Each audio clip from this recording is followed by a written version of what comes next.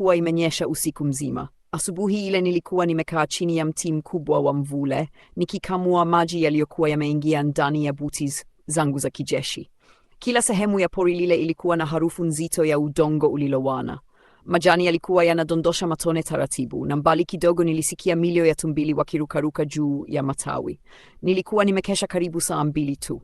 Mikono yangu ilikuwa inatetemeka kwa uchovu, lakini sikutaka askari wangu waione hiyo hali.